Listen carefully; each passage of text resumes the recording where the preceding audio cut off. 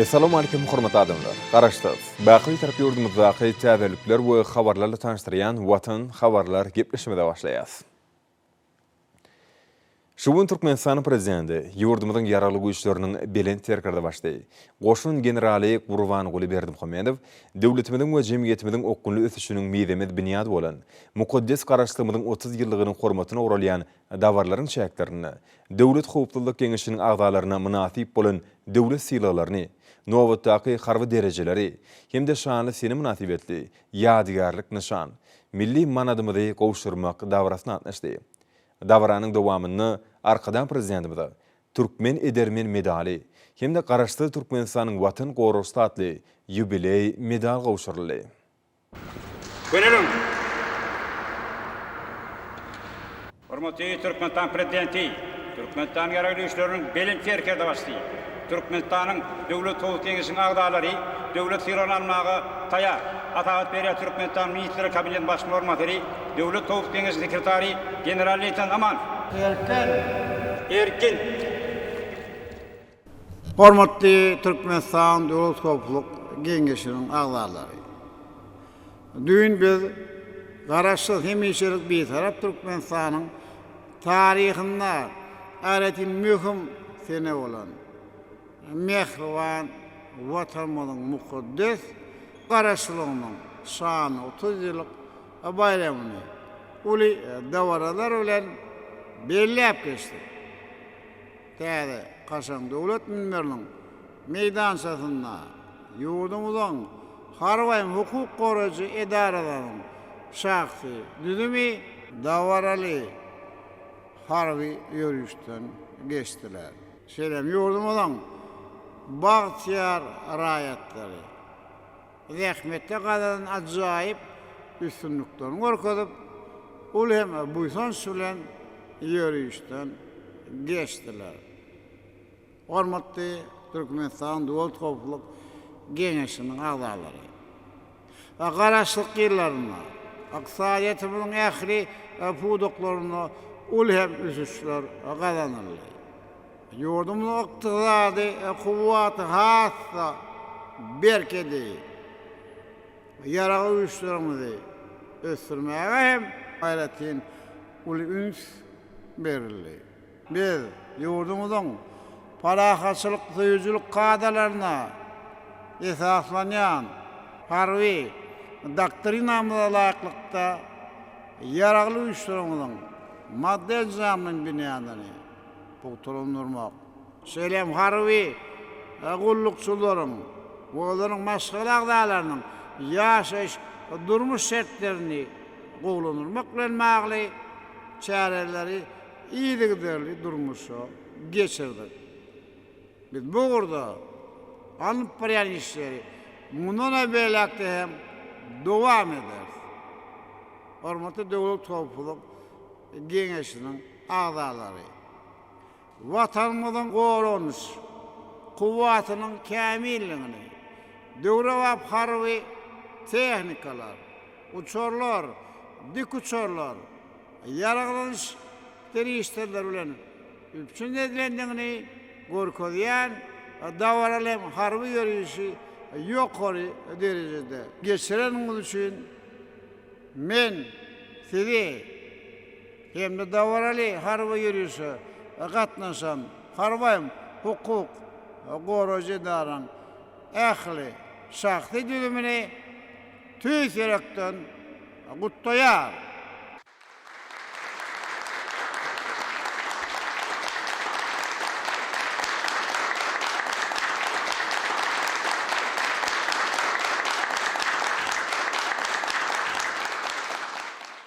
Hormatly Döwlet Howplulyk Geňişiniň agdalary. Mukaddes garaşlygymyzyň şany 30 ýyllyk bayram münasibetli şeýlem dawral harby ýörüşüm ýokary derejede geçirilendigini gödöňde tutup Döwlet Howplulyk Geňişiniň agdalary şeýlem harby we hukuk goragy edaralaryň harby gullukçylary we hemişgärleri döwlet silahları bilen silanalýar. Soňra Türkmenistan'ın Milli Kengeşinin Meclisinin başçığı Mehmedova hormatly prezidentimizi Türkmen Edermen medali hem de garaşly Türkmenistan'ın Watan Gorugusy adly yurdumyzyň ýubiley medali bilen tiraklamak hakyndaky Milli Kengeşiň Meclisiniň kabul eden sözüni okudy we arkada prezidentimize degişli döwlet tiraklaryny goşurdy.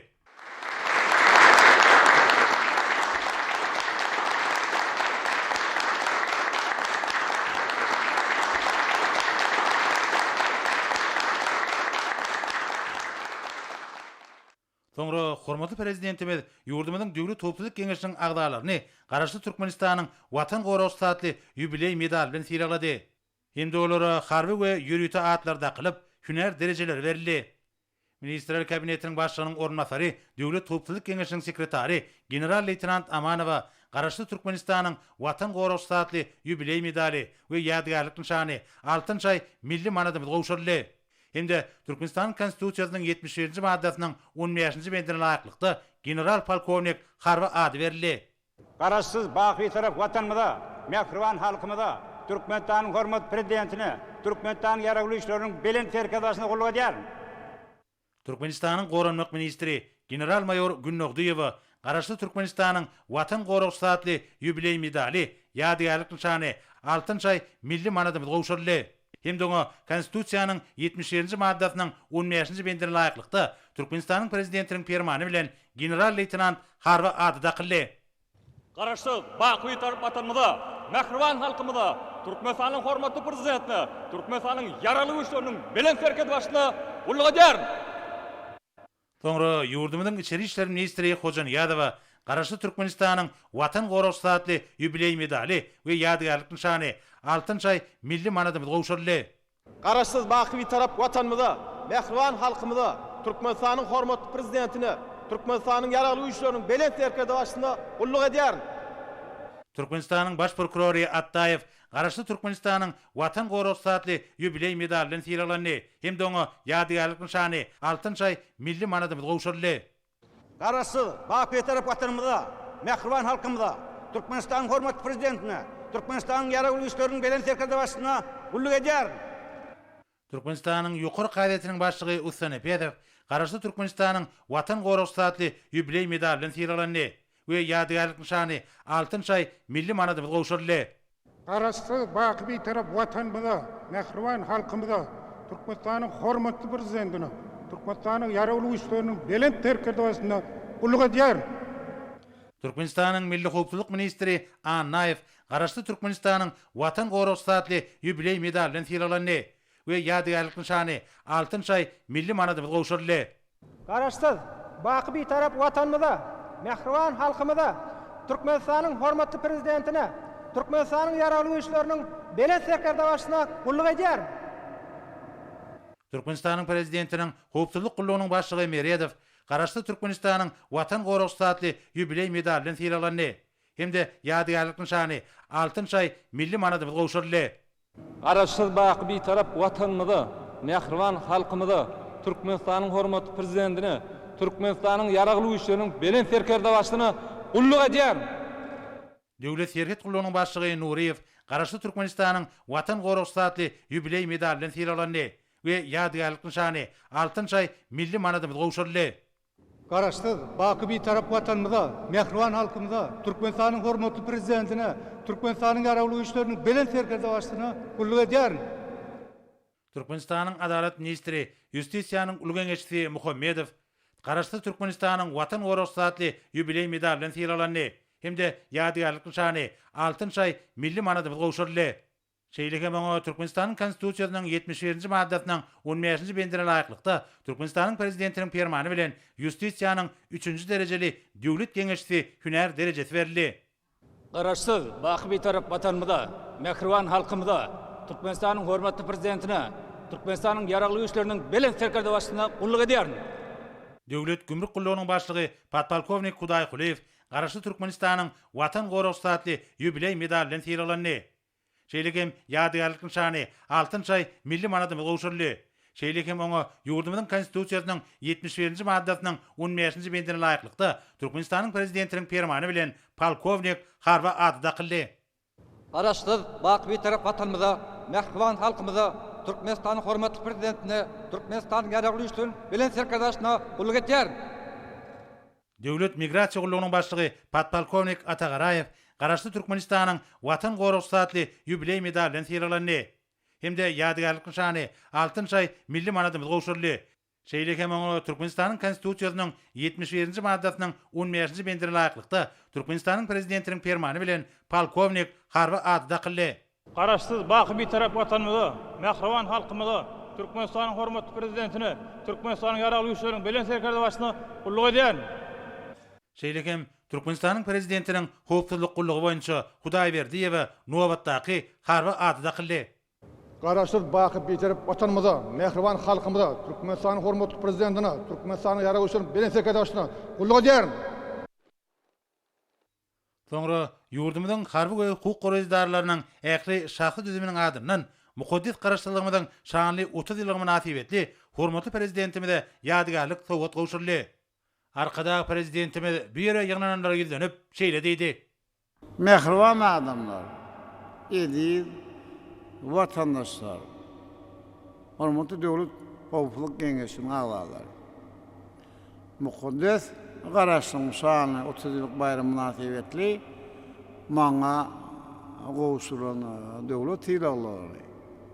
Türkmenistanyň Türkmenedermen medalyny we hem garaşy Türkmenistanyň Watan Goragy satly Türkmenistanyň ýubiley medalyny men halkymyza gowşulan syralar hökmüne kabul edýär. Sebebi bizim tutuş adamlaryň asudalygy hem awadançylygy bütün dünýäde para hasylyň hem dawaradan muguruna anyp barýan hemişelik bir taraplyňymyzdan ugur alyp ýöreden açyk gapylar hem siýasatymyz bilen hoş niyetli gatnaşyklarymyz dünýä hem ýurtlar tarapyndan giňden gollanylýar. Asuda, havadan durmuşumuz. Bütün dünyada agzywiliň, dogonlyň berkidilmegi üçin edilýän tagallarlarymyz birege hormat goýmagyň nişandyr. Bu bolsa bizim alyp barýan hem siýasatymyzyň netijesidir. Ýeten belen tepkitlerimiz edil watanymyzyň goranmak kuwatyny berkitmekde gazanýan uly üstünliklerimiz meni merdana halkymyzyň bagtyarlygy eşretli durmuş orunna mundan belaktem ahlas bilen ehlem ukyp başarmagy güýç kuwatyny gaýrman zahmet çekmäge hem borçly edýär. Alyp barýan ähli siýasatymda men hemişe de edil halkyma dayanýar. Hormatly döwlet howpsuzlyk geňeşiniň agzalary. Meniň ähliňiz munasip bolan döwlet syýralaryny bilen tüýsürekden gutdoýar. Yer beriňle ber, jan sağlyk, ruwaşlyk, halkymyzyň asuda, awadan hem bagtyar durmuşda ýaşama orunna alyp barýan jogapkärli gulluklarymyza uly sünükleri we maşgala wadançylygyny arzyw edýär.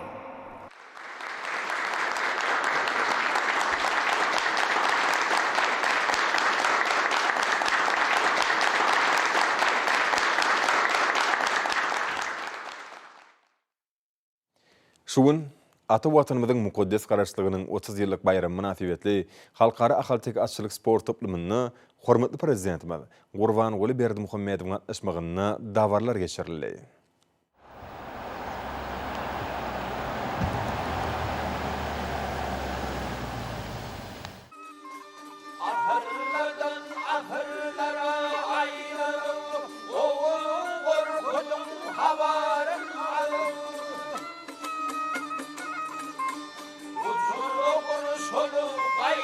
takalım, ak yolunu ak halını arkada.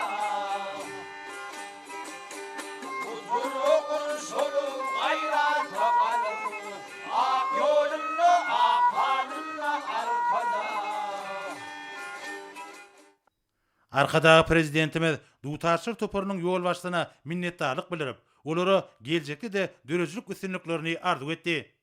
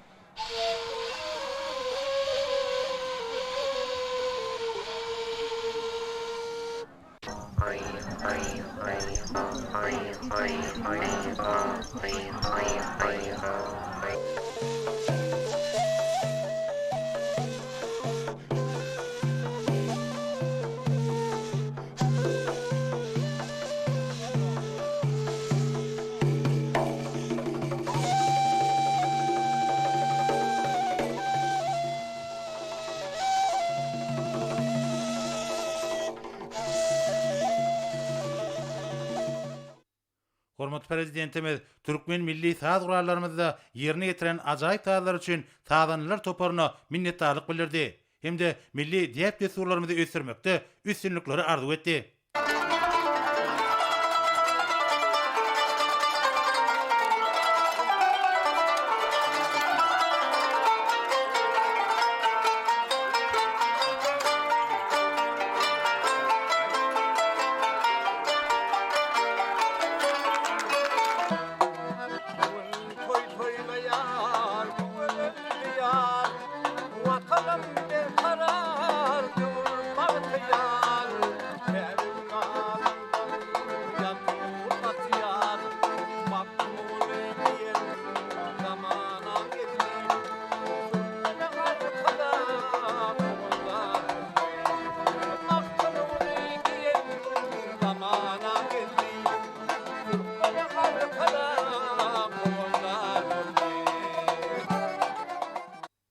Hormat prezidentimiz dörözlük toparyna milli aýdymsa sunatymyzy ösürmekde we ýaş nesillerimize ýetirmekde alyp barýan asylly işler üçin sag aýdyp, olary dörözlük üstünliklerini arzu etdi. Arkada prezidentimiz ýol ogruny bayramçyk sergisini sinledi. Bu sergide tarihi medeni gymmatlyklar ýaýlanlandyrypdyr. Sergide belek şaý sepleriniň we el işleriniň hali, dokma, ýüpek, keçe, göň we agaç önümleriniň täsir nüsgalary, milli saz gurallary, dürli sowgatluk önümler görkezildi. Bu ýerde türkmen halkynyň diýip bolan libaslary, hojulukda ulanýan serişdeleriň, wehmet gurallarynyň nüsgalary we beýlekler görkezildi. Ýazyrky döwürde bu ajaýyp diýipler, ýazyrky zaman ustadlarynyň zekinli işlerini öz beýany tapýar. Olaryň taýýarlayan owudun, ýynçelik bilen ýasaran bedek şaý sepleri, akıl tekip edileriň asyrly keşif bilen taýyşyk utgaşýar. Hem olaryň gözelligini açyp görkezýär. Bu ýerde şany senem nasibetli dürli sport beýseşiklerim ýaýlandyrypdyr. Hormatly prezidentimiz toý gününe geçirilýän türkmen milli göreşini sinledi. Bu görnüşler biziň şöhraty ata-babalarymyzyň dünýä peşkeş beren bakatyna ýetip bolmajak gymmatlyklarynyň üren uly ähmeti iýdigini alamatlandyrýar.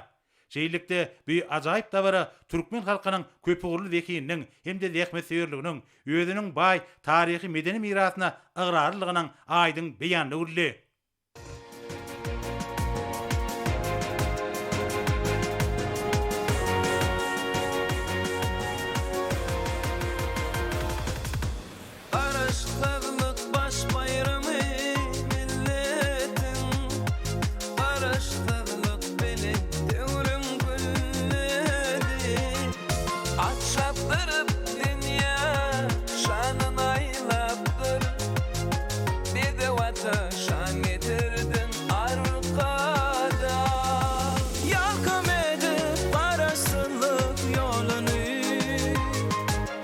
Balta besler bu sonları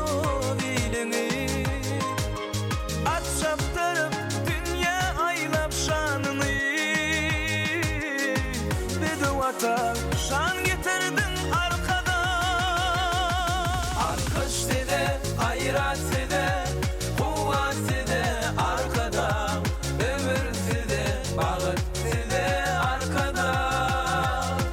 Aramızda başımızda bolsun size şıklaşan, sizin bile baltı yar biz arkada.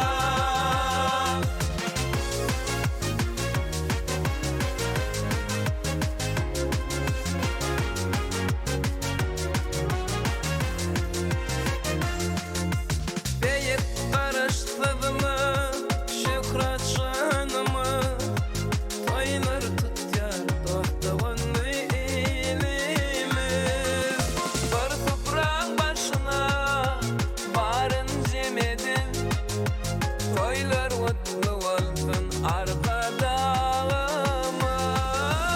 O zorgana bedevatlar çapılyan, Balşı ayda altın qabı atılyan, Eziz arkadan baltını tapan, Qaraşdırlap toyun toylu yar vatan. Alkıştı de, gayrati de, kuvvati de arkada, ömürtü de, bağıttı de arkada. Aramızda başımızda bolsun size şıklaşan, sizin bile baltı yar biz arkada.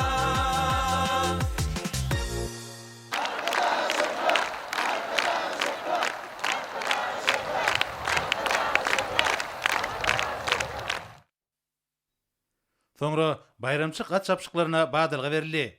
1400 metr aralyga geçirilen birinci çapşykda 3 ýaşar bedewleriň 10-kisi ykdysadyet we mali toplamynyň bayragyny almak ugruna öýdary bäsleşdiler. Bu çapşyk çekilişli we gyzykly geçdi. Otlap ödünün aýogurşyn batlandyryp, ýok hän Nowruz ardyly pellahana birinji bolup gelmek başarýa. Berekella Nowruz, berekella. Gyşykda garhemde gül ýaprag nesli Nowruz bugunky toy gününe öz ýeňşini bayram edip, gahrman arkadağymyda toy şadlygyny getirýär. Gözüňiz aýdyn gahrman arkadağymyz, ine siziň ajaýyp nurany mele atyňyz Nowruz bugunky şanly gününe, toy gününe size toy şadlygyny getirýär. Şeýlikde çekilişli geçen birinci çapşykda Türkmenistanyň prezidentiniň Agalteka atçylyk toplugyna degişli Nowruz atly melebedew 1 minut 31,15 sekund wagt bilen iň gowy netijany görkezdi. Onun seyisi 3-nji derejeli seyis Agamradov, çapyktuwary Babaýew.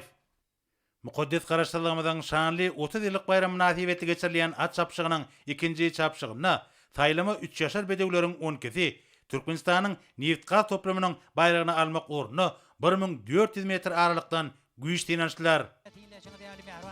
Adamlar atlar toňky döwürlüp dogry ýola düşdiler. Ine de yennamdan saýlýan bu menzille çapsuarlar öz ustaatlyklaryny görkezýärler.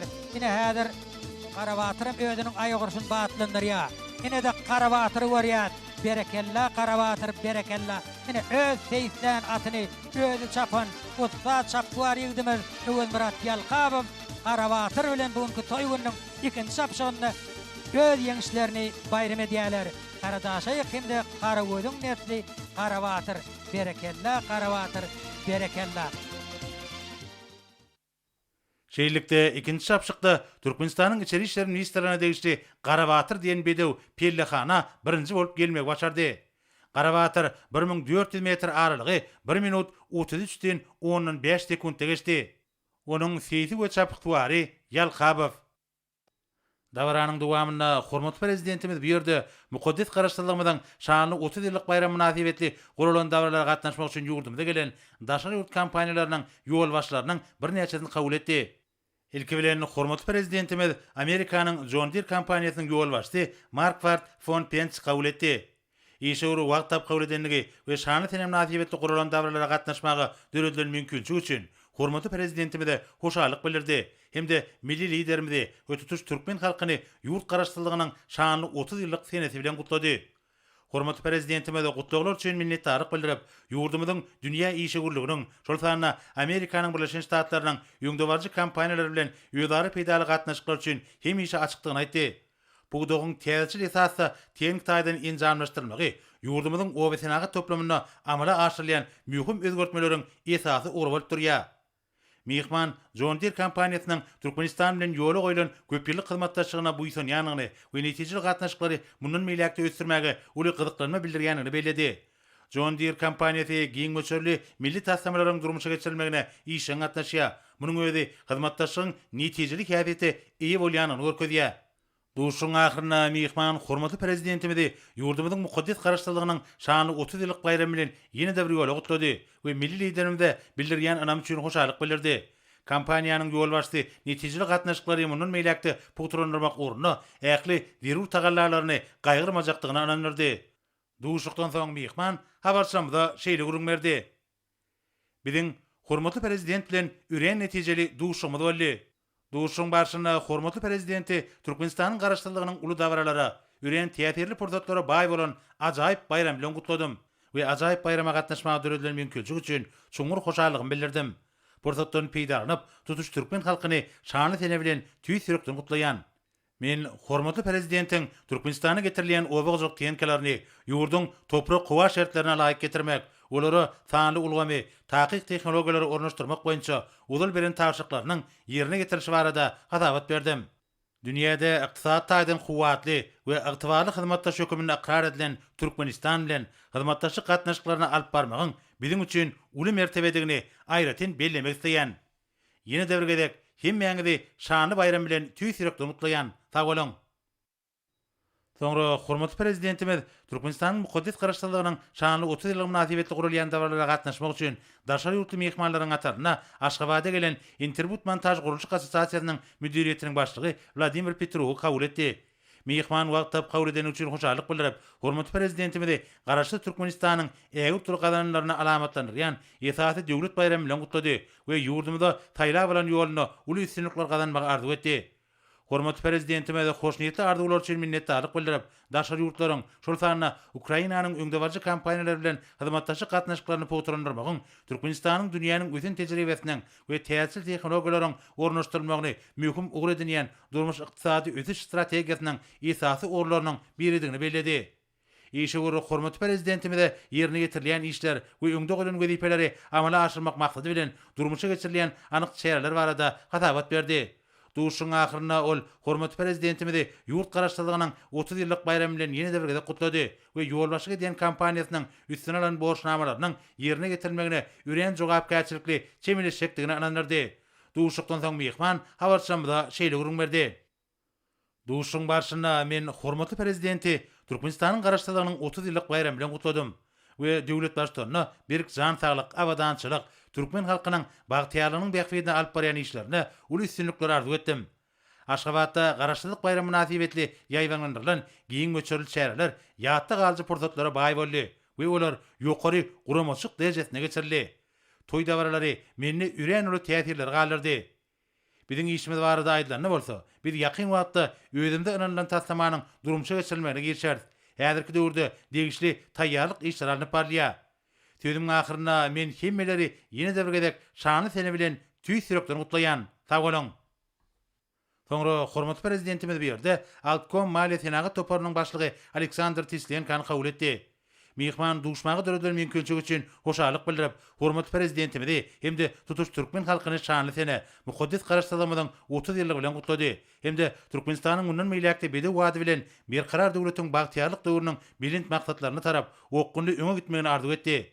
Döwlet başçylarymyzy ulag ulgamly ösdürmek boýunça möhüm taslamlar durmuşa geçirmekde ýurdumyzyň öňden gelýän hyzmatdaşy bolan Ukrain kompaniýasynyň ýol başçysyna gutlylar üçin minnetdarlyk bildirip, açyk gaplar ziýadatyny ýygyderli amala aşyrýan Türkmenistanyň hemişe baý tejribe, innowasiýon işläp taýýarlamalary, almy we öýrençik mümkinçiliklerine eýe bolan ýeri daşary kompaniýalar bilen uzak möhletdeýin ýöýdary bähfitli hyzmatdaşlyk ýoly goýmak ornuna çykyş edýänini belledi.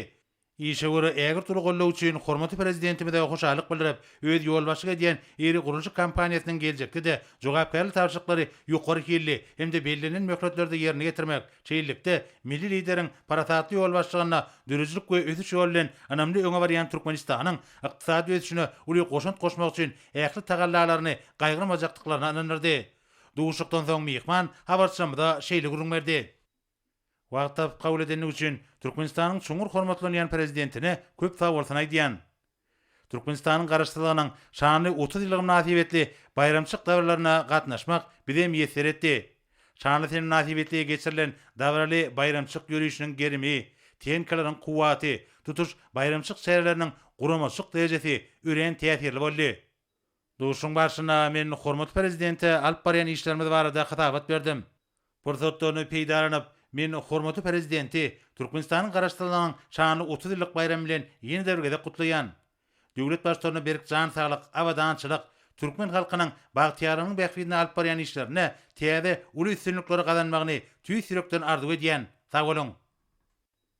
Soňra hormaty prezidentimiz Yugneftagaz kompaniýasynyň direktory Igor Burkinskiň kabul etdi. İşegur wagtap kabul edenlik üçin hoşalyk bildirip, milli liderimizi Türkmenistanyň garaşdyrlygynyň 30 ýyllyk şanly senetine gutlady we döwlet başlarynda berk jan saglyk, ýurdun we halkyň awadançylygynyň bähbidine alyp barýan ägir türlü işlerine uly üstünlikleri arzu etdi. Şoň bilen baglykda İşegur ýolbaşyga diýen kompaniýasynyň işegurlygy alyp barmak we maýy goýum üçin ähli zerur şertleri üpsün edilen hemde sadaşlyk öýsýän türkmen badaryna orny puturlandyrmaga uly gyzyklanma bildirýäni belledi. Hormaty prezidentime de gutlagylar üçin minnetdarlyk bildirip, ägir türlü ulewadro serişlerine baý bolan ýurdumyzyň daşary ýurtly hyzmatdaşlary bilen netijeli gatnaşyklar üçin hemişe açyklygyny belledi. Toplumlaryň energetika strategiýasyny durmuşa geçirýän Türkmenistan, ýalňyş energetika toplumynyň täsirli tehnologiýalary esasyna gaýtadan işleýän senagatyň düýpli döwre baýlaşdyrylmagyny, energiýa serişlerini dünýä badarlaryna köpügli esasda ugrudylmagyny mühim ugradynýa. Duşuň dowamyna ugrudaş taslamalary we ýurdumyzyň neft-gaz senagatyna amala aşyrylýan maksatnamalary ýerine ýetirmeň çäklaryny ýödary peýdaly hyzmatdaşyň geljeki ugrulary boýunça pikirleşmeler boldy. İşegur bildirilen anam üçin hormaty prezidentimize tüý sürekden hoşalyk bildirip, ýolbaşyga diýen kompaniýasynyň ýurdumyz bilen netijeli gatnaşyklary mundan meýlekde dowam etmäge we öz üstüne alan hyzmatdaşlyk boluşnamalaryny ýokary derejede ýerine getirjekdiklerini ananyrdy. Duşukdan soň mehman habarçamyda şeýle gurulmerdi. Bizim kompaniýamyz 12 ýyl bäri Türkmenistan bilen hyzmatdaşyk edýär. Biz neft-gaz toplumyna hyzmatlarymyzy güdürleýär. Kompaniýamyz baglaşan şertnamalary esasyna Türkmenistanyny iş alyp barýar. Häzirki wagtda kompaniýamyz ýylda 500 000 tonna neft çykarýar. Geljekde 2020-nji ýylda büýük görkezjini 1 million tonna getirmegi meýleşdirýär. Türkmenistanyň çuňur hormatlanýan prezidentine kompaniýamyza bildirýän uly anam üçin hoşallygymy beýan edýän. Hormatly prezidenti we bütün türkmen halkyny garaşdyrlygyň 30 ýyllygy bilen gutlaýan hemde ýöňde goýulan maksatlary ýerine getirmekde uly üstünlikleri arzu edýän. Biz hormatly prezidentiň ýöňde goýulan wezipelerini ýerine getirmäge gatnaşmaga hemişe taýýardyr. Sag bolun. 3-nji çapşykda 3 ýaşar bedewleriň 12-si Türkmenistanyň Süwda toplumynyň bayragyny almak orny 1400 metr aralykdan bäsleşdiler. 3-nji çapşygym çekilişli we gyzykly geçdi. Yine de doğru yol üçün atlar, öz arasındaki dartıllı portatları yine de arttırıyorlar. Bu oldu toyçu merakan şoğunlu hasta alas manevetariya çapı yodasının içinden gelen kumda. Yine tinlalıyın, tomuş ediliyin, mehran illeşler. Yine kahraman arkadağımızın acayip doğratı kumda. Ödünün ayoksun bir cigim koşutmak ardalı pellahana birinci olup gelmekte başarıyor. Berekallah kumda, berekallah. Yine gözümüz aydın kahraman arkadağımız. Yine senin acayip nurana doğratınız. Gök hanımda aynan nesli. Kumda bugünkü toyunun üçün şapışığında yine de dedi toy şahatlığını getiriyor. Koy şeyli şahatlıklı portatlığın tövür köp bolsun. Kahraman arkadağımız. Şeýlelikde çekilişli geçen 3-nji şapşykda Türkmenistanyň prezidentiniň ahalteka açlyk toplumuna degişli Gumda gatly dor bedew Pellehanadan birinji bolup geçmek başardy. Ol bir aralygy 1 minut 31,17 sekundda geçdi. Gumdagyň seýsi Türkmenistanyň atgalyny atşynasy Maksat Agamradow, çapyksuwary Öwedmurat Agamradow.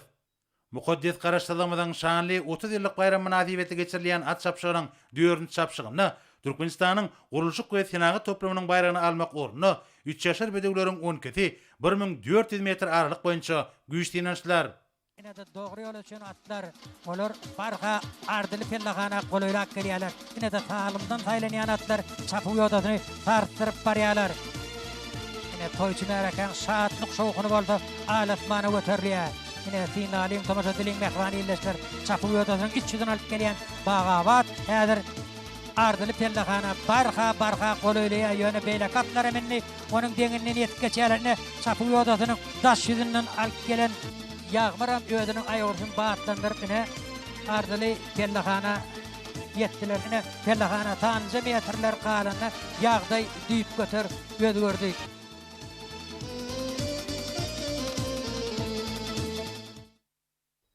Şeýlikde çekilişli geçen 4-nji çapşykda energetika ministrligine degişli menekli atly gara bedew ýeňiş gadanny. Ol bellilen aralygy 1 minut 32 sekundda geçmek başardy. Menekliň Seyfi Muhammedow çapykwary Hydyrow. 5-nji çapşykda 4 ýaşar bedewler Türkmenistanyň ministrler kabinetiniň ýanynaky Ulaw we Kommunikasiýalar agentliginiň bayragyny almak orny 1800 metr aralykdan bäsleşdiler. Salgyndan taýlanýan atlar soňky ürümden dogry ýol ölçýärler. Ine ýynnamdan taýlan soňky 400 metrlik mendil. Ine bu mendil ýynnamdan taýlan. Ine tindalyň tomat edilen ýarsyn öňüni çekip gelýän at ardyly pellahana barha golaýlap gelýär. Ine tindaşyny däl häzir kelete ýarsyn öňüne geçýär. Ine dartly pordatlar diýen çekilişli pordatlar bilen atlar ardyly pellahana golaýlap gelýärler. Tindalyň tomat edilen mehmanleşler ine de kelete çapy ýodatyň daş ýüzünden gelipine kahraman arkadamyda ýene de toy şatlygyny getirýär. Ine kahraman arkadamyda ajaýyp bedewleri bugünkü toy gününe de ýeňiş ýydyne ýeňiş gadanyp kahraman arkadamyda toy şatlygyny goşalandyrýarlar. Toy şeýle ýeňişli ýollar dowamly bolsun. Mehman prezidentimiz Çekilişli we dartgynly geçen 5-nji çapşykda Türkmenistanyň prezidentiniň Akalteka atçylyk toplugyna degişli kelete atly dor bedew 2 minut 2,10 sekund wagt bilen pellahana ilkinji bolup gelmek başardy. Onuň seýfi Türkmenistanyň at gadan atşynasy Atşapar Bajamow çapykwary Bay Muhammed Bajamow. 6-njy çapşykda 4 ýaşar bedewler 2200 metr aralyk boýunça Türkmenistanyň obagjylyk toplumynyň bayragyny almak ugruna bäsleşdiler. 2200 metrlik mendille gözlerinin aýogurşlaryny görkezýän ajaýyp bedewler. Ine tinleşiň däl häzirim sırdaşym ödüniň aýogurşyny bir jegem gowuştman çapy ýodatyny tartyryp ardyly pellahana golaýlap gelýär. Ine ol şeýlelikde pellahanadan birinji bolup geçmekde başarýar. Ine diýen dartly çekilişli pordatlar bilen atlar 2200 metrlik mendili tamamladylar. 2200 metr aralyga geçirilen 6-njy çapşykda Döwlet Daşar Ykdysady İş Bankyna degişli Sırdaşym atly gyrat pellahana birinji bolup geldi. Ol bir aralygy 2 minut 23,17 sekundda geçdi. Onuň seýdi Türkmenistanyň at gadan atşynasy Gurbangulyw çapykwary 3-nji derejeli çapykwar Berdim Muhammedow. Muqaddes garaşdyrlygymyzyň şanly 30 ýyllyk münasibetde geçirilen at çapşygynyň jemleýdi 7-nji çapşygyny 4 we uly ýaşar bedewler Türkmenistanyň prezidentiniň bayragyny almak ugruna 2200 metr aralyk boýunça güýçlenýär. Jemleýiji çapşyk dartgynlyk hem çekilişli geçdi. Toyçu märakan şatlyk şowuny alasmana göterilýär. Bedirgen boldy. Kim-kimden aýogurşyny hassa baatlandyryp ýeň okdurlýar. Ine usta çapyk Beňesmirat Agymraz ödüniň bedirgeni bilen ardyly pellahana gelýär. Görünä pellahana sanlyca metrler galanda goşa takaram bedirgeniň deňine ýetýäne sanlyca metrler galanda goşa takar bilen bedirgeniň arasynda görnäýlik çekilişikli dartgynly pursatlar boldy. Ine pellahana sanlyca metrler galanda kahraman arkadamydyň ýene bir ajaýyp nurana gyraty goşa takar bedirgeniň deňinden ýarym kelle ýön geçip pellahana birinji bolup gelmekde başardy. Çekilişli we gyzykly geçen jemleýiji çapşykda Türkmenistanyň prezidentiniň Akalteka atçylyk toplugyna degişli goşa takar atly gyr bedew pellahana ilkinji bolup gelmek başardy. Goşa takar bir aralygy 2 minut 31,2 sekundda geçmek başardy. Onuň seýdi Türkmenistanyň at gadan atşynasy Atşapar Bajamow çapykwary Bay Muhammed Bajamow. Çuňur hormatlanýan belent mertebeli prezidentimiz. Häzir Türkmenistanyň garaşdyrlygynyň şanly 30 ýyllyk bayram münasibetli şuň çapşygyna gatnaşyp ýarışda ýeňji bolan çapykwarlary bayraklaryň gowuşulmagyna ruhsat bermeňdi. Sizden uly hormat bilen haýyş edýäs. halkara haltekatçılık spor toplumuna geçirilen Türkmenistan'ın iqtisadiyet ve maliye toplumunun bayrağı uğrunaki birinci çapşıkta, birinci ornu, ikinci belgili çıkış eden Novruz diyen at iyi oldu. Bat, Türkmenistan'ın prezidentinin haltekatçılık toplumuna değişti olup, çapıktıvari Baba Babayev. Yenice 100 bin manat pul bayrağı ve Türkmenistan'ın garaşçılığının şanını 30 yıllık münasibetli yadigarlık nişanı koşuluyor. Bayrağı Türkmenistan'ın Milli Gençlik Meclisi'nin başlığı Mehmedova koşuluyor.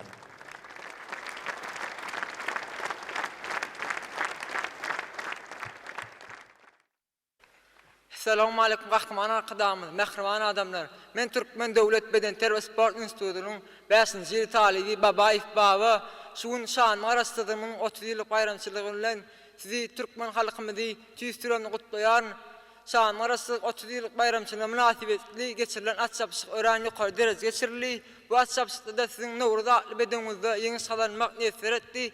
Saat erpansın Tanrı arkasının kahraman arkadan bidat sınavı dörtgen şertlerin için çayaklı sağ varsın. Ayıtların hormat prezidentimizin canı sağ varsın, ömrün uzak olsun. Bundan meyle tutkan tümüsten elmi damar rovaj alsın. Sağ olun. Türkmenistan'ın Mevlütgah toplumunun bayrağı uğrunaki ikinci çapşıkta birinci ornu, 5. belgili çıkış eden Qarabatır diyen at iyi oldu. Bu at Türkmenistan'ın İçeri İşler Ministerliğine değişti olup, çapıktıvari Öwed Murat Yalqabov. Bayrağı Türkmenistan'ın Ministerler Kabinetinin başlığının ornatörü Abdurrahmanov koşuruyor. Yenice 100 bin manat pul bayrağı ve Türkmenistan'ın garaşçılığının şanını 30 yıllık münasibetli yadigarlık nişanı koşuruyor. Türkmenistan'ın Söwda toplumunun bayrağı uğrunaki 3. çapşıkta birinci ornu Gumdağ diyen at iyi oldu. Bu at Türkmenistan'ın prezidentinin haltekatçılık toplumuna değişti olup, çapıktıvari Nurmurat Ağamradov. Bayrağı Türkmenistan'ın Ministerler Kabinetinin başlığının ornatörü Gılıcıv koşuruyor. Yenice 100 bin manat pul bayrağı ve Türkmenistan'ın garaşçılığının şanını 30 yıllık münasibetli yadigarlık nişanı koşuluyor. Esselamu aleyküm hormatly prezidentimiz ve mehriban adamlar. Men Türkmen Devlet Bedenter ve Spor Enstitüsü'nün 3. yıl talibi Ağamradov Nurmurat. Bugünkü garaşçılığımızın şanlı 30 yıllık bayramçılığı bilen sizi tüysürümden kutlayan. Bugünkü bayramçılık çapışığında hormatly prezidentimizin Gumdağ diyen atı bilen sağ serpayınıza münasip boldum. Sağ serpayınız için köp sağ olsun aycan. Sizin başınızdık, canınız sağ tutuyan tümlü işleriniz elmi damla ravac alsın. Sağ olun.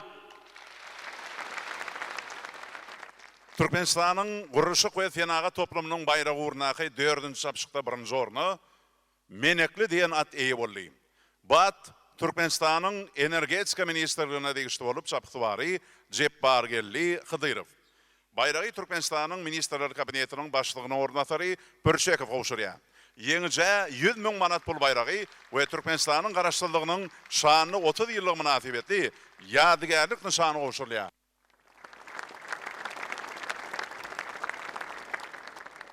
Türkmenistan'ın Ministerler Kabinetinin yanındaki Ulug ve Kommunikasiyalar Agentliğinin bayrağı uğrunaki 5. çapşıkta birinci ornu Kelete diyen at iyi oldu.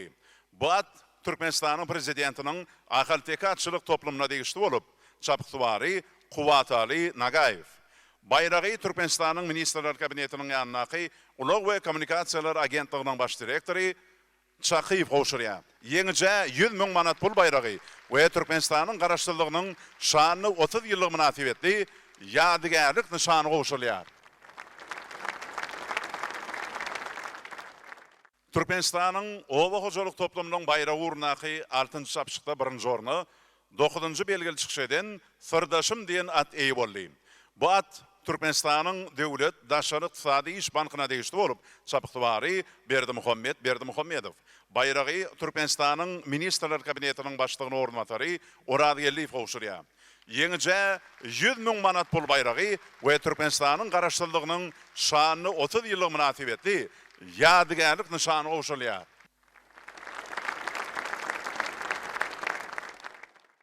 Aziz vatandaşlar, häzir bolsa iň ajaýyp, iň dabaraly purdot gelip ýetdi.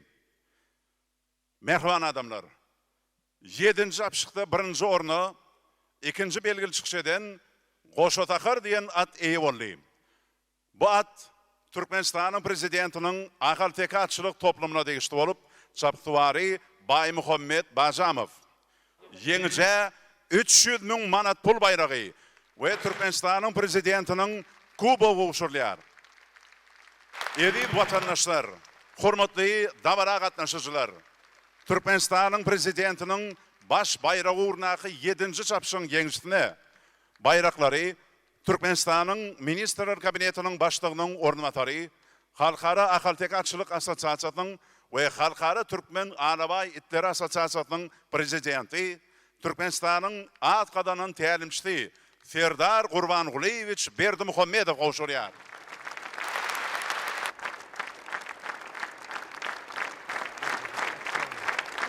Hormatly arkadaşlar, santer paýyna munasip boldum. Şular ýaly mümkinçilikler döret berýän Mehriban arkadaşymyň jan sag ömrü uzak tutýan tutumly işler elimde murawat altyn. Sag bolun.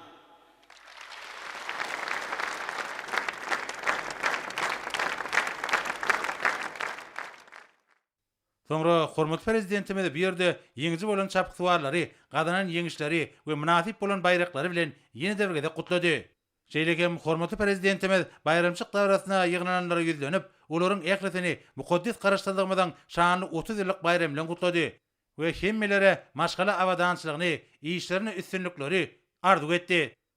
Şu pursatlarda häzirki zaman döwrewap uçurlaryny erkedýän bir näçe harby uçurmanlar halkara ahal tekatçylyk sport toplumynyň ýokartyndan muqaddas garaşdyrlygymyň şanly 30 ýyllyk bayramynyň hormatyna bir näçe çylşyrymly uçur tilsimlerini yerine getirdiler.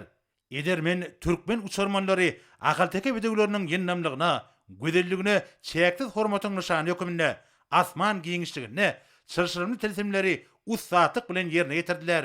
Muqaddas garaşdyrlygymyň şanly senesi münasibetli guralan bayramçyk dawralaryny harby uçurmanlaryň asuda asmanymyzda yerine getiren görkezme çykyşlary, taryhdan asman atlary, ganatly bedegler ýary derejelere münasip bolan Türkmen atlarynyň taryhy şöhratyny dikelden görnüşleri bildi. Taryhy riwayatlardan belli bolşýaly, asman atlary, ganatly bedegler şöhraty pederlerimiziň arzugynyň amala aşmasy bolupdyr. Harby uçurmanlaryň bugünkü yerine getiren öýüz bolşy tilsimleri, çylşyrymly uçuşlary, gadymy döwürdäki asman atlarynyň ganat ýaýşyna çalyndaş şekilleri emeli getirdi. Munyň özi arkadagly ýurdumyzda ýaýlanlandyrylýan döwleti tutumlaryň asyrlar aşyp gelýän milli ýörelgeler bilen utgaşýanlygynyň, şanly senleriň şatlyk şowkuny bilen dawarlandyrylýanlygynyň, ganatly arzularyň we beýik maksatlaryň amala aşýanlygynyň aýdyň beýanyny gurulyp, muqaddas garaşdyrlygymyň şanly toýunyň asman, zemin aralygyna ýaň salandygyny görkezdi. Ýergelen aýtsak, muqaddas garaşdyrlygymyň şanly 30 ýyllyk münasibetli edermen Türkmen uçurmanlary ýokary döwlet ýylaklaryna münasip bolýar. Hem de olara nobatdaky harby derejeler berildi. Munyň özi arkadagly ýurdumyzda watana halal gullyk etmegiň nusgasyny görkezýän gerçek edermen uçurmanlaryň döwlet derejesinde tarpalan ýanygynyň aýdyň beýanyny gördi. Soňra hormatly prezidentimiz bayramçyk at çapşygyna ýeňiji bolan çapyklarlaryň haýşy boýunça ular bilen ýadygarlyk surata düşdi. Döwlet başlarymyz çapyklarlaryň höwüt edýän ugurlary geljekde taýlap aljak hünärler bilen gyzyklandy we olary durmuşda ak ýol arzu etdi. Soňra bu ýerde Ministrler Kabinetiniň başlygynyň ornatary, harby we hukuk goraýjylaryň ýol başlary, arkada prezidentimizi muqaddas garaşdyrlygymyň şanly 30 ýyllyk bayramy bilen ýene däwrede gutladylar.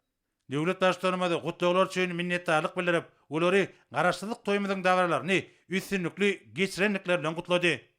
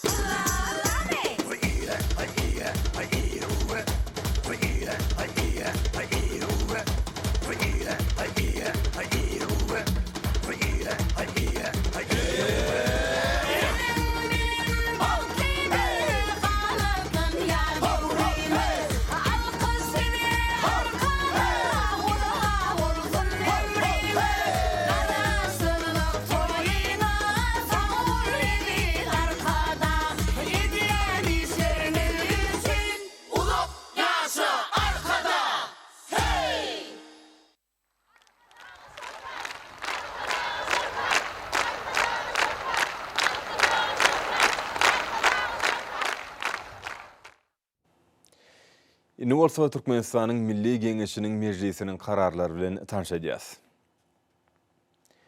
Türkmenistan'ın prezidenti, Türkmenistan'ın Milli Geňeşiniň halk maslahatynyň başlygy, Türkmenistan'ın ýaraly güýçleriniň belend serkerde başlaýy. Gurbanguly Mälikgulyewич Berdimuhammedow, Türkmenistan'ın Türkmen Edermen medali bilen syglalamak hakyny Türkmenistan'ın meclisinin karary.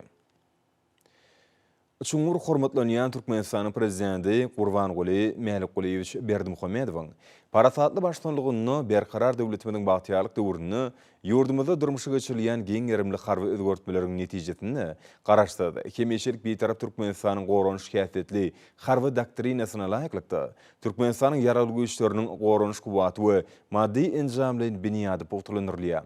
Watan goragçylaryny hemde olaryň maşgala agdalarynyň gulluk we ýaşaýyş durmuş şertleri düýpli özgördirilip, olaryň netijeli gulluk etmekleri üçin ähli döwrüwap şertler döredilýär. Hormatly belend serkerde başlaýmyň taýsy taýlary netijesini garaşdyrdy. Hemişelik beýtarap Türkmenistanyň goranyş kuwatyny hasam pogtlandyrmak, edid watanymyzyň ygtybarly goragyny üpçün etmek maksat bilen milli ýaraly güýçlerimiziň ygtyýaryny häzirki zamanyň döwrüwap harby tehnikalary, uçurlary we dikuşurlary we beýleki harby tehnikalary ýetgiderli gelip gowşýar.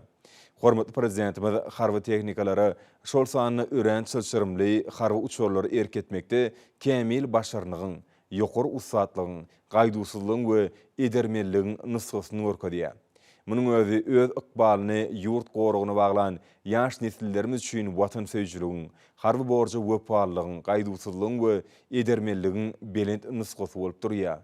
Hormatly prezidentimiň öz halkyna we watanyny ak görekden bir kemsiz gulluk etmegi, mukaddes borjy wepalygy, watany goramak bardaky pähimleri, ünnewleri, halkymyzyň arka gelýän insanperwer ýolgalaryny wagt etmegi raýatlarymyzyň, aýratynam ýaşlarymyzyň harby watançylyk duýgularyny ýoklandyrmagy, olary ruhy bilen ösen we sagdyn dünýä garaýşly adamlar edip ýetişdirmäge ýardam edýär.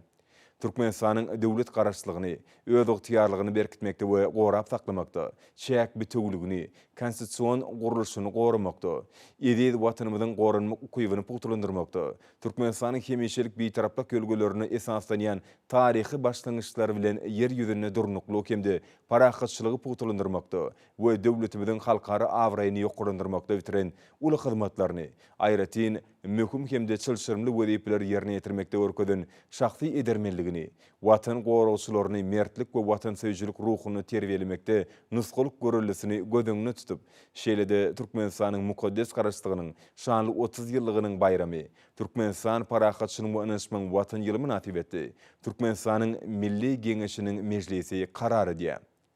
Türkmenistanyň prezidenti, Türkmenistanyň Milli Geňeşiniň halk maslahatynyň başlygy, Türkmenistanyň ýaraly güýçleriniň belend serkerde başlaýy. Gurbanguly Mälikgulyewich Berdimuhammedow, Türkmenistanyň Türkmen Edermen medali bilen syglagylamaly. Türkmenistanyň prezidenti, Türkmenistanyň Milli Geňeşiniň halk maslahatynyň başlygy, Türkmenistanyň ýaraly güýçleriniň belend serkerde başlaýy. Gurbanguly Mälikgulyewich Berdimuhammedow garaşdy Türkmenistanyň watan goragy statly Türkmenistanyň ýubiley medali bilen syglagylmak hakyna. Berkarar döwletimiň bagtyarlyk döwrüni Türkmenistanyň ýaraly güýçleriniň belend serkerde başlaýy. Gurbanguly Mälikgulyewich Berdimuhammedowyň taýsy taýlary bilen garaşdy. Hemişelik beýtarap Türkmenistanyň halkara awraýy, şan şöhrat artýar. Onuň syýasy derejede halkara orny barha berkeýär. Döwletimiň hemişelik beýtaraplyk gölelerini esaslanıp, sevitde we bütün dünýäde asudalygyň we parahatçylygyň durnukly ötüşüň hatyrasyna gönüktirilen halkara başlangyçlary dünýä jemgyýetçiligine giňden golluk tapýar. Watanymyzyň howpsuzlygyny üpçün etmek maksady bilen Türkmenistanyň ýaraly güýçleri uzak möhletliğin maksatnamy esasyny ösdirilýär. Döwrüwap harby özgertmeler durmuşy geçirilýär. Milli ýaraly güýçlerimiziň harby hukuk goraýjy edarlarynyň maddi enjamlaryň binýadyny kämilleşdirmek boýunça giň ýerimli çäýler amala aşyrýar. Hormatly prezidentimiz harby gullukçylary ýokary söwüşçüň ustatlygyň, şahsy taýýarlygyň we watan söýjüligiň belend nusgasyny görkezýär. Türkmenistanyň ýaraly güýçleriniň we beýleki goşunlarynyň harby hukuk goraýjy edarlarynyň ýakly şahsy düzüm üçin watançylygyň, gaýdusuzlygyň, mertligiň we edermenligiň görelli mekdebi bolup durýar. Bu bolsa yurdumyzyň dogunluk serketleriniň miýdemedligini, konstitusiýon gurulşynyň ygtybarly goralmagyny, halkymyzyň parahat bu atuda ýaşaýyşyny üçin edýär. Garaşdyr. Hemişelik bir tarap Türkmenistany dünýä nusgalyk ýokary depkillerden ösürmekde. Döwlet garaşlygyny berkitmekde we gorap saklamakda. Yurdumyzyň çäk bitewligini, konstitusiýon gurulşyny goramakda. Watanymyzyň goranmak kuwatyny puturlandyrmakda. Watan goragçylaryny mertlik we watan söýjülik ruhuny terbiýelemekde nusga alarlyk görülesini, milli ýaralyk güýçleriniň ýokary derejedäki söwüşçüň taýýarlygynyň üçin edilmegine, raýatlaryň konstitusiýon hukuklarynyň, azatlyklarynyň we kanuny bäkwitleriniň berja edilmegine, watanymyzyň hemde onuň raýatlarynyň howpsuzlygynyň we afudalygynyň üçin edilmegine, Türkmenistanyň garaşlygynyň şanly 30 ýyllygyna başlanan harby ýörüşiň ýokary derejede guramaçylykly geçirilmegine goşan ýegirduli şahsy goşandyny gözüňe tutup, şeýlede ýurdumyzyň mukaddes garaşlygynyň 30 ýyllyk şanly bayramy we Türkmenistan parahatçylygynyň öňsmen watan ýyly münasibetli Türkmenistanyň milli geňeşiniň mejlisi karar edýär. Türkmenistanyň prezidenti, Türkmenistanyň milli geňeşiniň halk maslahatynyň başlygy, Türkmenistanyň ýaraly güýçleriniň belend serkerde başlaýy. Gurbanguly Melikgulyewich Berdimuhammedowy garaşly Türkmenistanyň watan goraw statly Türkmenistanyň ýubiley medali bilen sylaglamaly. Türkmenistanyň milli geňeşiniň mejlisiniň başlygy Mehmedowa.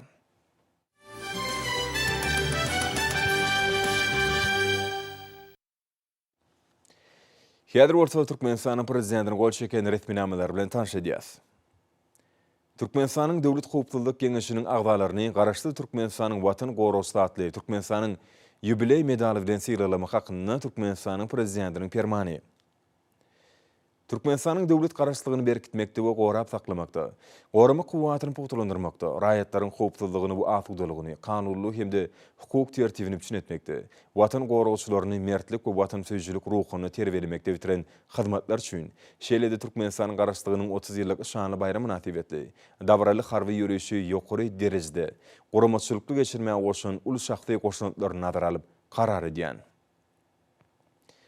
Türkmenistanyň döwlet howpsuzlyk geňeşiniň şu agdalaryny garaşly Türkmenistanyň watan goraw statly Türkmenistanyň ýubiley medali bilen sylaglamaly.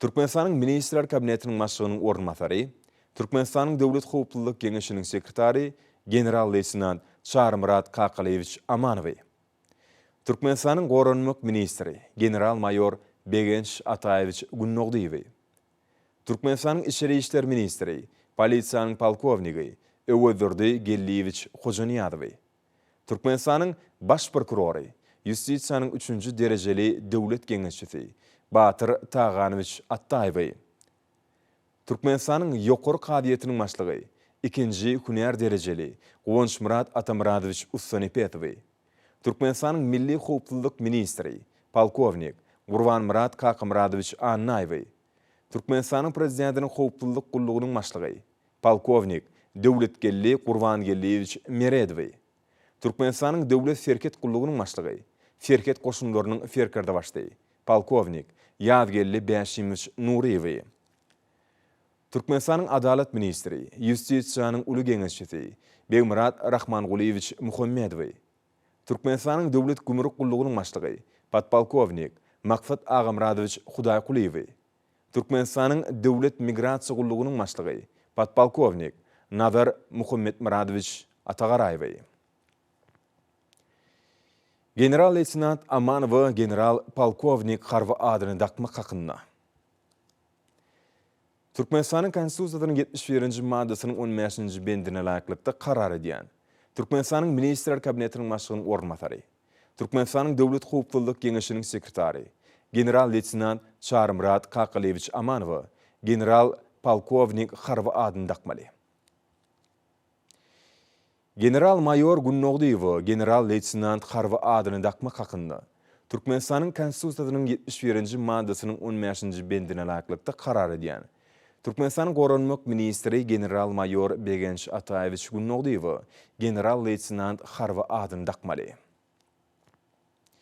Ýustisiýanyň uly geňeşçisi Muhammedow ýustisiýanyň 3-nji derejeli döwlet geňeşçisi hünär derejesini bermek hakyna. Türkmenistanyň konstitusiýasynyň 71-nji maddasynyň 15-nji bendine laýyklykda karar edýän. Türkmenistan Adalet Ministri, Justisiyanın Ulu Geňeşçisi Begmurad Rahmangulievich Muhammedow, Justisiyanın 3. dereceli döwlet geňeşçisi Kuner derejesini bermeli. Podpolkovnik Hudaquliyev polkovnik harby adyndak hakkında. Türkmenistan'ın Konstitusiýasynyň 71-nji maddasynyň 15-nji bendine laýykdykda karar edýän. Türkmenistanyň döwlet gümrük gullugynyň başlygy podpolkovnik Maksat Agymradowich Hudaquliyew polkovnik harby adyndak maly. Podpolkovnik Atagarayew polkovnik harby adyndak hakkında. Türkmenistanyň Konstitusiýasynyň 71-nji maddasynyň 15-nji bendine laýyklykda karar edýän. Türkmenistanyň döwlet migrasiýa gullugynyň başlygy podpolkovnik Nazar Muhammed Muradowich Atagarayew polkovnik harby adyndak maly. Podpolkovnik Annayew polkovnik harby adyndak hakkında. Türkmenistanyň Konstitusiýasynyň 71-nji maddasynyň 15-nji bendine laýyklykda karar edýän. Türkmenistan ýaragly güýçleriniň harby deňiz güýçleri ferkerdeliginiň ferkerdesi podpolkovnik Begenç Ýadyrdiýewich Annayew polkovnik harby adyndak maly. Türkmenistan prezidenti Türkmenistanyň ýaragly güýçleriniň belend ferkerde başly Gurbanguly Berdimuhammedow. Mukaddes harby borcuny ak ýürekden berje aýdyp, watanymyzyň gorunmak ukybyny pugutulundyrmaga goşan goşantlaryny, hemde jemgyýetimizde kanunçylygy we hukuk tertibini berkitmekde, atuwdalygy gorap saklamakda bitiren uly hyzmatlaryny gözüňde tutup, şeýlede Türkmenistanyň garaşlygynyň 30 ýyllyk bayramy natibetli we Türkmenistanyň Konstitusiýasynyň 71-nji maddasynyň 15-nji bendine laýyklykda Türkmenistan prezidenti Türkmenistanyň ýaragly güýçleriniň belend serkarda başly Gurbanguly Berdimuhammedow Türkmenistanyň harby hukuk goraýjy edaralarynyň harby gullukçylaryny hemde işgärlerini harby ýürüýti atlar dakmak hemde kunär derejelerini bermek hakyndaky permany gol çekdi.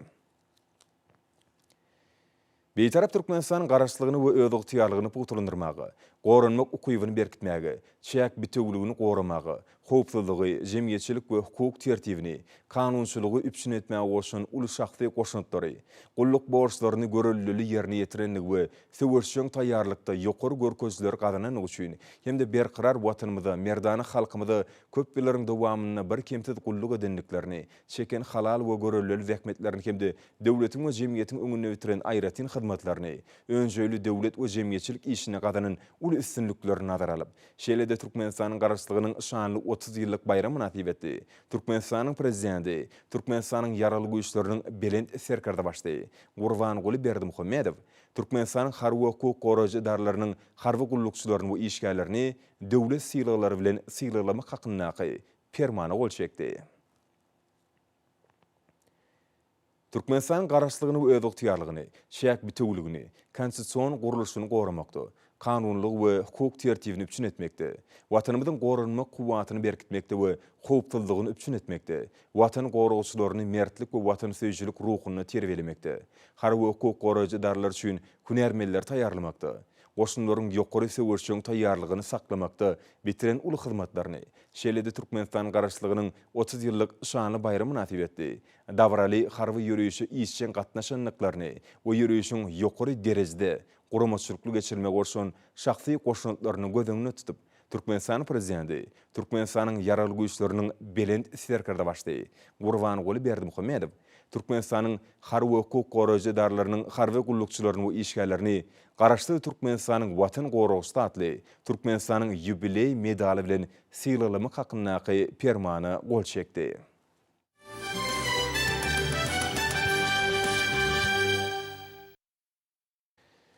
Indi bolsa hormatly prezidentimiň adyna garaşlylyk bayramy natibetli gelen gutlawlar bilen tanış edýäs. Ilkinji tanışdyrjak gutlawymyzy şeýle diýilýär. Onuň arkedarty Türkmenistanyň prezidenti jenap Gurbanguly Berdimuhammedow Türkmenistanyň garaşlylyk güni natibetli sizde tüýsürekden çykýan gutlawlar bu iň gowy arzuwlarymy beýan etmek meniň üçin ul hormatdyr. Siziň arkedartyňyzda berkjan saglyk hemde bagyt, dostlukly türkmen halkyna bolsa, mundan beýlegim üstünlikler we rewanşlyklar arzuw edýän. Meniň iň gowy arzuwlarymy hakyky dostlugymy we hormat sarpamy kabul etmeňizi haýyş edýän. Halifa bin Zayed Al Nahyan, Birleşen Arap Emirlikläriniň prezidenti. Bu tawda şeýle sözler bar. Onuň arkedarty Türkmenistanyň prezidenti jenap Gurbanguly Berdimuhammedow Sizin arhitektartınız. Türkmenistan'ın garaşlılık günü münasibetli sizin yurduňda we halkyňyza tüýsürekden gutdawlaryny beýan edýän. Bizin yurtlarymyň arasyndaky dostluk gatnaşyklarynyň ýokary derejesini kanagatlanma bilen belleýän. Latviýanyň we Türkmenistan'yň arasyndaky hyzmatdaşlygyň iki taraply esasy hemde köp taraply görnüşde dürli uğurlardy. Mundan beýlegim ösüriljekdigini ananýan. Sizin arhitektartyňyz. Size tüýsürekden hormat goýýanym mardaky inanyrmalarymyzy. Hemde sizin yurduňda we halkyňyza parakatçylyk, durnukluk we rowaşlyk bardak arzuwlarymy kabul etmeňiz haýyş edýän. Hormatlamak bilen Egils Levits, Latviýanyň prezidenti. Bu tawda şeýle diýilýär. Onuň arhitektori, Türkmenistanyň prezidenti Jenap Gurbanuly Berdimuhammedow. Sizin arhitektoriňiz. Ukrainanyň halkynyň adynan hemde hut öz adymdan sizi Türkmenistanyň garaşlygynyň 30 ýyllyk bayram bilen tüýsürekden gutlaýan. Türkmenistanyň garaşlyk ýyllaryna gadanan ul üstünliklerini, durmuş we ykdysady ulgamlarda ýurtda parakatçylyk we durnuklugy üçin etmekde ýeten belen sepkitlerini belläsim gelýär. Ukraina Merkezi Aziýa tewitinde möhüm we ygtybarly ykdysady hyzmatdaş bolan Türkmenistan bilen hyzmatdaşlyk ösdürmäge aýratyn ünseriýär. Ýokary derejedäki syýasy gepleşikleriň işçileşdirmeginiň biziň ýurtlaryň arasynda gatnaşyklaryň okgunly ösdürilmegine ýardam etjekdigini inanýan. Bu iki döwletiň özara gatnaşyklarynyň meselelerini tutuş toplumyny aralyp maslahatlaşmak üçin ýakyn wagtda siziň bilen duşumy umyd edýän. Portotdan peýdalanyp, siziň arhitektoriňyza berkjan saglyk we egsilmez güýç gaýrat, türkmen halkyna bolsa parakatçylyk, awadançylyk we rowaşlyk arzuw edýän. Hormatlamak bilen Vladimir Zelenski, Ukrainanyň prezidenti. Bu tawda şeýle setirler bar. Onuň arhitektori, Türkmenistanyň prezidenti Jenap Gurbanuly Berdimuhammedow. Sizin arhitektoriňiz. Türkmenistanyň garaşlyk güni münasibetli sizin arhitektoriňyza tüýsürekden gutdawlarym hemde türkmen halkynyň awadançylygy bardaky iň oňat arzuwlaryny beýan edýän. Karl Gustav, Şweýçanyň padşahy. Bu tawda şeýle diýilýär. Onuň arhitektori, Türkmenistanyň prezidenti Jenap Gurbanuly Berdimuhammedow. Jenap prezident, İspaniýanyň hökümeti we halky bilen bilelikde siziň arhitektoriňyza Türkmenistanyň garaşlyk güni münasibetli tüýsürekden gutdawlaryny beýan edýän. Jenap prezident, meniň size awadançylyk, Türkmenistanyň halkyna bolsa parakatçylyk we rowaşlyk bardaky iň oňat arzuwlarym kabul ediň. Size şuňur hormat we sarpa goýanym mardaky inanyrmalarym bilen Filip, İspaniýanyň padşahy. Bu tawda şeýle sözler bar. Onuň arhitektori, Türkmenistanyň prezidenti Jenap Gurbanuly Berdimuhammedow. Sizin arhitektoriňiz. Marokko halkynyň adynan wagt öz adymdan Türkmenistanyň garaşlyk güni münasibetli size tüýsürekden gutdawlarymy ýollamak meniň üçin hormatdyr. Sizin arhitektoriňyza berkjan saglyk hemde bagtyarlyk, türkmen halkyna bolsa mundan beýlegim awadançylyk we rowaşlyk arzuw edýän. Pursatdan peýdalanyp, halklarymyzyň arasynda gatnaşyklar berkitmek, olaryň ähli uğurlar boýunça hyzmatdaşlyk işçileşdirmäge bolan ymtylmalaryny amala aşyrmak boýunça işleri mundan beýlegim dowam etmegi maksat edilýändiginde sizin arhitektoriňyzy inanyrýan. Meniň iň oňat arzuwlarym kabul ediň. Muhammed VI, Marokkanyň padşahy. Bu tawda şeýle diýilýär.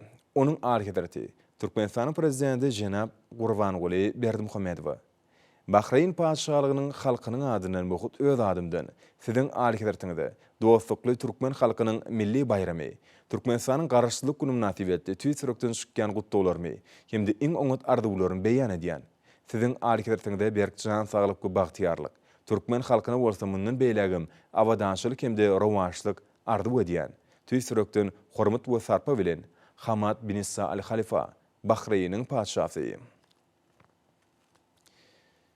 Bu tawda şeýle setirler bar. Onuň arhitektori, Türkmenistanyň prezidenti Jenap Gurbanuly Berdimuhammedow. Sizin arhitektoriňiz.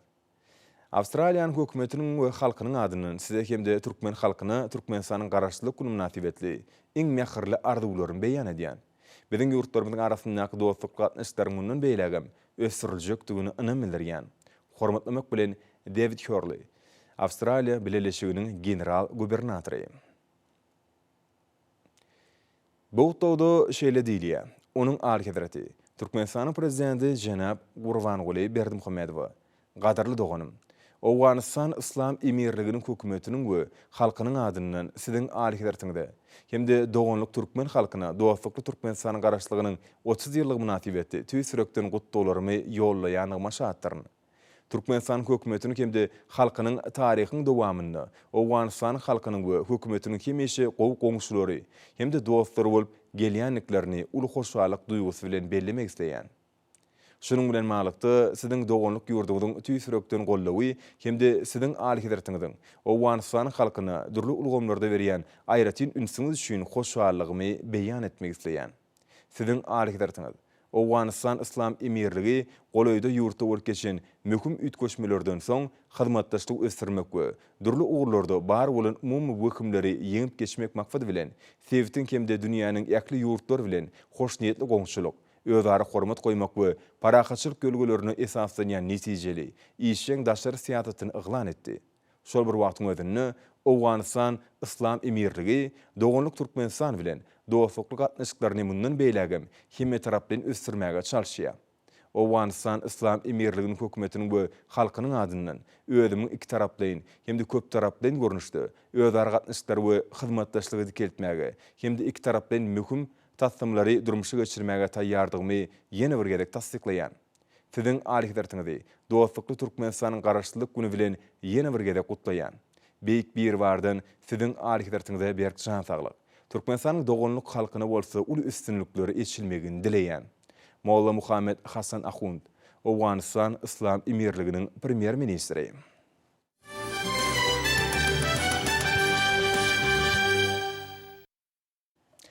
Şuwun Türkmenistanyň mukaddes garaşlygynyň şanly 30 ýyllyk bayramy münasibetli harby kokoroz darlarynyň işgärlerini, harby gullukçylary döwlet syýlalary bilen syýlalamak, ýürüýte harby atlar dakmak hem de kunär derejelerini bermek dabarasy boldy.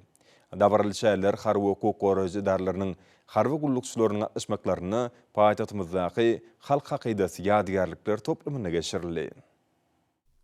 Şanly waka münasibetli erseker bilen Türkmenistanyň harby kokoroz darlarynyň işgärleri halk hakydasy ýadygärlikler toplumyna ýygynanlar. Bu ýerde ýadygärlikler toplumyna gül çemellerini goýmak dabarasy boldy. Şäheriniň halk hakydasy ýadygärlikler toplumyna geçirilmegi aýratyn mana eder. Bu ýerde halkymyzyň erkinlik we garaşsyzlyk bardak arzuwyna ýetmeginiň köp asyrlyk ýoly bardy gurrun berýän gymmatly ýadygärlikler saklanýar. Ýadygärlikler toplumyna goýulan tergül desseler bolsa watanymyzyň mukaddes garaşlygynyň türkmen halkynyň agdybirliginiň we jewitliginiň alamaty bolmak bilen ata-babalarymyzyň berkarar döwlet gurmak bardaky maksatlarynyň wusal tapanlygyny alamatlanýar.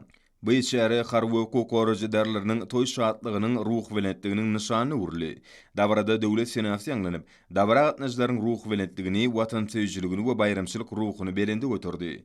Dabaranyň dowamyna dinlenilen bayramçylyk çykyşlary merdany watan gorowçylaryna buýsanç duýgusyny öğretdi.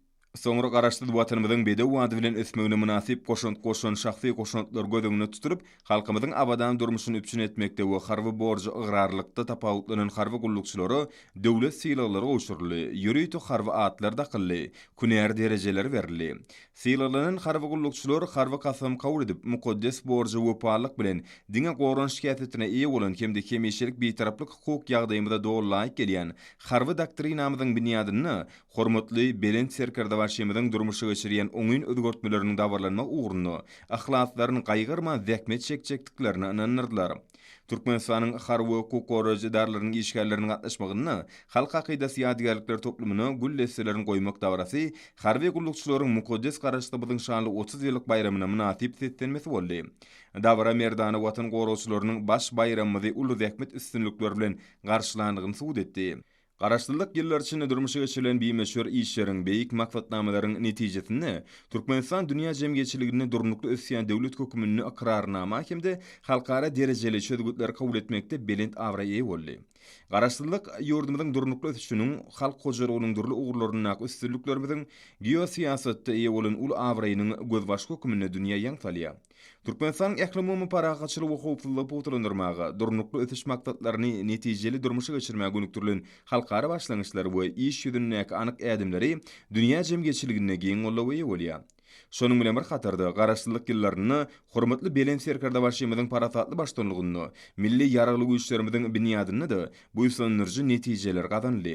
Diňe goranç käsitine ýe bolan kimdi meşelik bir taraplyk hukuk ýagdaýymyzda dolaýyk gelýän harby doktrinamyzyň binýadyna durmuşy geçirilýän oňyň özgörtmeleriň şäklerini Türkmenistanyň ýaragly güýçleriniň goşunlaryny we düzüm böleklerinde urwaplaşdyrmagy, kämil tehnikalar bilen üpçün etmäge aýratyn ähmiýet berilýär. Şonuň esasynda da merdany watan goragçylarymyz gulluk borçlaryny bir kimse ýerine ýetirip, her işde ul ösüşler gadanýarlar. Muny geçirilen dabarada aýdyňlyk bilen suwd edýär. Watanymyzyň garaşlygynyň midemeldigi döwletiň we halkyň jewsizligine jemlenýär. Türkmenistanyň harby hukuk goraýjy darlarynyň harby gullukçylarym Türkmenistanyň garaşlygyny hasan berkitmek uğruna jan aýman zähmet çekýärler. Türkmenistanyň kodes garaşlygynyň şanly 30 ýyllyk bayramy natywetli harby hukuk goraýjy darlarynyň işgärlerini harby gullukçylary döwlet sylalary bilen sylalamak, ýürüýti harby atlar dakma kemde hüner derejelerini bermek dabrasam, harby gullukçylaryň mukaddes borja bolan agrarlygyny hasam artdyrmak bilen täze üstünlükler ruhlanyrdy.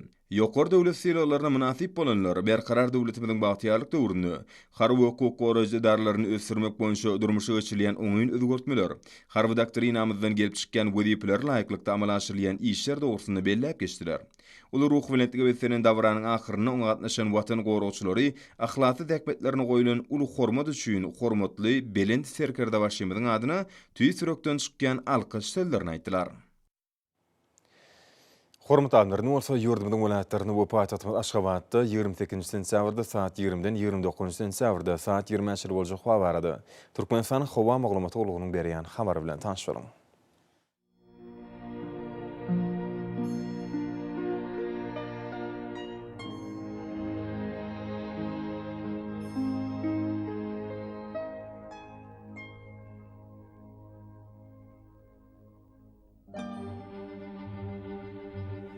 Balkan welaýatyna asken bulut hawa bolup, Demiratyk günü ordan tile sekundda 8-13 metre ýetýän şimal üser. Hawa gecesinde 12-17 gradus, gündüzüne 22-27 gradus, kenarky taraplaryna bolsa 20-25 gradus maýl bolar. Ahal welaýatyna asken bulut hawa bolup, Demiratyk günü ordan tile sekundda 8-13 metre ýetýän şimal üser. Hawa gecesinde 12-17 gradus, gündüzüne 25-30 gradus maýl bolar.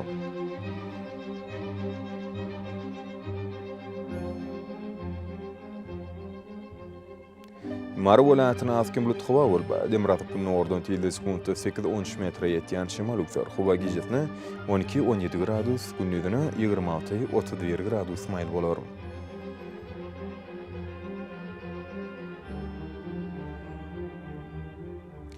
Lewap welaýatyna asken bulut hawa bolup, Demiratyk günü ordan tile sekundda 8-13 metre ýetýän şimal üser. Hawa gecesinde 11-16 gradus, gündüzüne 25-30 gradus maýl bolar.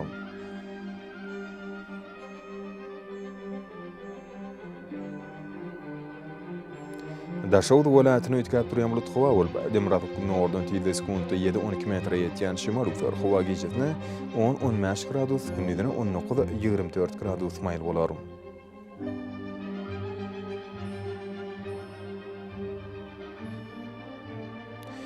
Paýtagtymyz Aşgabatda asken bulut hawa bolup, Demiratyk günü ordan tile sekundda 8-11 metre ýetýän şimal üser. Hawa gecesinde 14-16 gradus, gündüzüne 25-27 gradus maýl bolar.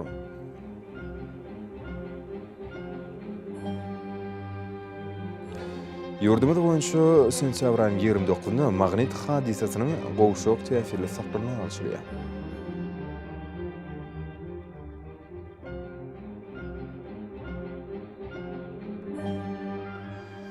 Edil watanaşlar, göz passyny günüň dowamyny howanyň derejesiniň ütgeýänligine nazarap, pasylyň aýratynlyklaryna laýyklykda giyinmegi. Şeýle häzirki wagtda howada tolan bölejikleriniň kaddan alty göterim artmagy bilen maglanşykly. Howa şertleriniň adamyň bedeni ýetirip biläjek oňaýsy täsirleriniň öňüni almak maksady bilen agyz burun örtügini ulanmaklygy maksat berýär. Mehriban eleşler, bulary berk berjaýetden ýylyň istenik passyny öz saglyňyzy gorap bilersiňiz. Mehriban adamlar, şunun bilen watan habarlar ýetmişimdi jemleýäs. Berkarar döwletimiziň bagtýarlyk döwrüni ata watanymyz Türkmenistan ähli babatlarda tüşeretsinýär. Ähli düşen özünni bolsa halkyň mähfidi bar. Çünki biziň ýurdumyzda döwlet adam üçindir. Hoş taýyň edilýär.